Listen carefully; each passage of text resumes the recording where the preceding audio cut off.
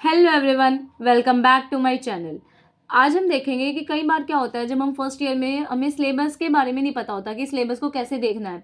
हमारे पास एक दूसरा सिलेबस होता है जिसमें सारा कुछ चैप्टर वाइज मेंशन नहीं होता, तो हम उसको ही देखते हैं। आज हम इस सिलेबस को देखेंगे जिसके अंदर चैप्टर वाइज टर्म वाइज आपका हर टर्म में क्या क्या सिलेबस है वो सारा डिस्क्राइब होता है। आज मैं सबसे पहले आपको संस्कृत का सिलेबस देखना बता रही हूँ कि कैसे देखते हैं। इसी तरीके से आप सारे सिलेबस को चेकआउट कर सकते हो, और अगर फिर भी आपको कोई दिक्कत आए तो आप मुझे कमेंट सेक्शन में बता देना, मैं आपको बता दूंगी कि किस सिलेबस को कैसे देखना है। फर्स्टली आज हम देखेंगे कि संस्कृत का सिलेबस हमें कैसे देखना है। तो आपको गूगल से पीडीएफ डाउनलोड करनी है, Sanskrit syllabus BMS first year by NCISM.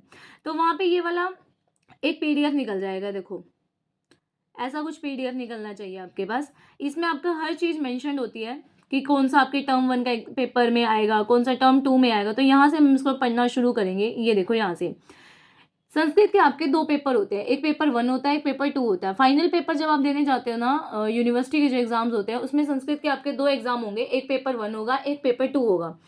Paper one के अंदर ये सारा सिलेबस है जो मेंशन है। देखिए यहाँ पे लिखा हुआ है ना, पेपर वन संस्कृत। ये सारा सिलेबस जो है वो आपका मेंशन है पेपर वन का। ये लिखा हुआ पेपर वन ऑफ संस्कृत, ये सारा आपका पेपर वन में आएगा। इसके बाद नेक्स्ट आपके पास आता है, ये सारा पेपर वन का है। पेपर टू, जो पेपर टू का सिलेबस है वो आपका ये है, निरुक्ति, पर्याय, परिभाषा, अन्वय लेखन आते हैं आपके पास। अन्वय लेखन के बाद आपके पास यहाँ पे वैद्य सुभाषितम आती है, आपको ये भी पढ़नी होती है, पर इसमें बता रखा है कि जैसे उसमें फर्स्ट चैप्टर है तो उसका कौन सा और कौन सा श्लोक आपको पढ़ना है, ये सब इसमें बता रखा है। टोटल इसमें 20 चैप्टर तक होता है, और क्या क्या पेपर में आता है वो भी सारा बता रखा है कि श्लोक पूर्ण करना आ सकता है, पद विच्छेद आ सकता है, विग्रह करना आ सकता है, वाक्यार्थ, भाव्यार्थ, ये सब आ सकता है। और आपके पास जो पंचतंत्र की 5 कथाएं होती हैं वो इसके अंदर आती है। ये आपका होता है पेपर टू। इसके अलावा पेपर टू में पार्ट भी होता है आयुर्वेद का इतिहास, जो आपको पढ़ना होता है। ये पूरा आयुर्वेद का इतिहास है यहाँ तक, ठीक है। अब मैं इसमें आपको ये बताना चाहती हूँ कि कैसे आपको term one term two check करना है। तो सबसे पहले आपको क्या करना है, यहाँ से आपका पेपर वन शुरू होता है। देखिए, पेपर वन में जैसे दे रखा है कि संस्कृत वर्णानाम परिचय, माहेश्वर सूत्राणी, उच्चारण स्थानानी, बाह्य प्रतनानी, आभ्यंतर प्रतनानी। तो इसके आगे आपको दिखा हुआ दिखेगा टर्म, ये वन लिखा हुआ है। इस वन का मतलब क्या है कि जब आपके उसमें कॉलेज में टर्म वन के एग्जाम्स होते हैं ना, तो उसमें क्या क्या आएगा, जिस जिसके आगे वन लिखा है वो आपके टर्म वन में आएगा, जिसके आगे टू लिखा हो वो आपके टर्म टू में आएगा। फाइनल पेपर में पूरा ही पेपर वन अलग से होता है, पेपर टू अलग से होता है, ठीक है। तो अब मैं आपको थोड़ा डिफाइन कर देती हूँ। जैसे कि फर्स्ट पार्ट था मेरे पास कि संस्कृत वर्ण, वर्णानाम परिचय, तो ये आपका टर्म वन में आएगा। अब 2.1 के आगे वन लिखा है तो इसका मतलब 2.1 वाला जो कंसेप्ट है वो आपका पेपर वन में आएगा, टर्म वन में आएगा, ठीक है। इसके आगे टू लिखा है तो इसका मतलब ये आपका किस में आएगा, ये आपका टर्म टू का है, ठीक है।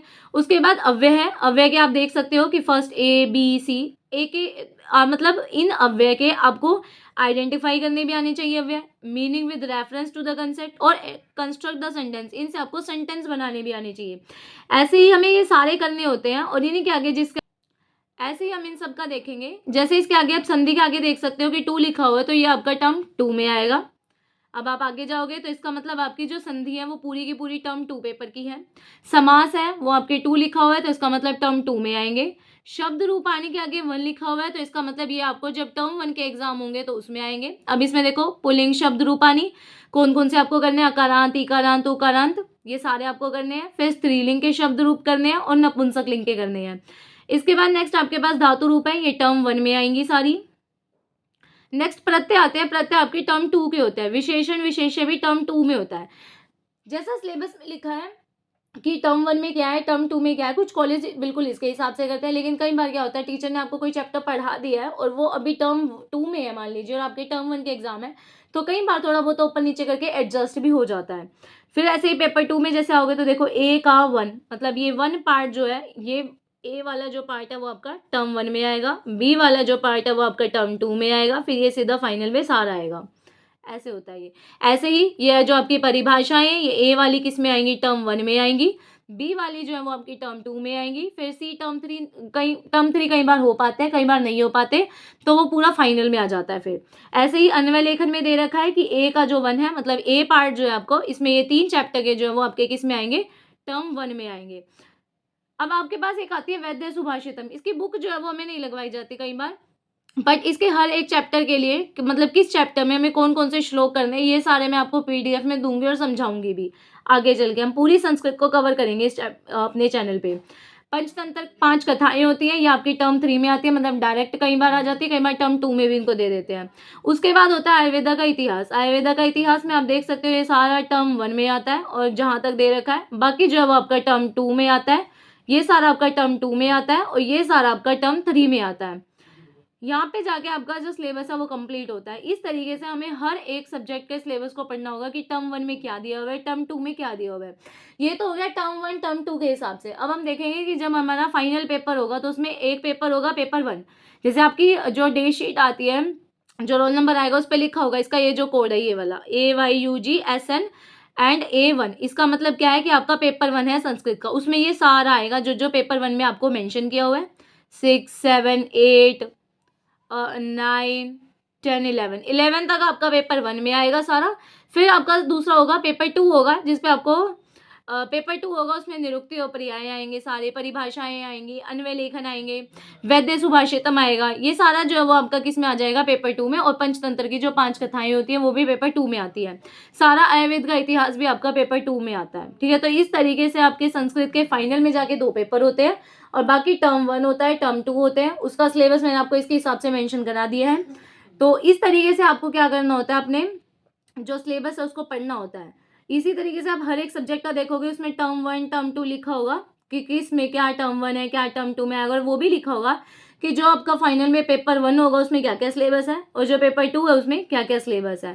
तो आई होप आपको ये समझ में आया होगा कि हमें अपने सिलेबस को कैसे पढ़ना है। अब इसके बाद हम क्या करेंगे, एक एक टॉपिक को लेंगे और उनको अच्छे से समझेंगे। हम ज़्यादा डिटेलिंग नहीं करेंगे टॉपिक्स की, इतनी इतनी पढ़ेंगे कि हमारे एग्जाम्स के लिए वो सफिशिएंट हो बिल्कुल। पूरा एक कोर्स पूरा का पूरा एक प्लेलिस्ट बनाएंगे जिसमें हम सारे संस्कृत के चैप्टर्स को इस तरीके से पढ़ेंगे कि हम एग्जाम से अगर 1 से 2 महीने पहले भी देखेंगे तो हमारे वो छोटे छोटे वीडियो से सारा कवर हो जाएगा, विद एग्जाम्पल्स विद क्वेश्चंस हम सारा करेंगे। तो आई होप आपको सारा समझ में आ गया होगा सिलेबस तो करना कैसे, क्या क्या सिलेबस में क्या क्या देखना है। तो आप इसको गूगल से डाउनलोड करिएगा कि लिख दीजिएगा BMS first year Sanskrit syllabus NCISM। वहाँ पे आपको ये वाला PDF मिल जाएगा और ऐसे आप हर सब्जेक्ट का PDF को डाउनलोड कीजिए और उसमें देखिए कि क्या क्या पेपर 1 में, क्या पेपर 2 में, क्या टर्म 1 में, क्या टर्म 2 में। आई होप आपको वीडियो अच्छी लगी होगी। अगर आपको मेरी वीडियो अच्छी लगी हो तो प्लीज़ चैनल को सब्सक्राइब कीजिए, प्लीज़ वीडियो को लाइक कीजिए। Thank you, bye bye.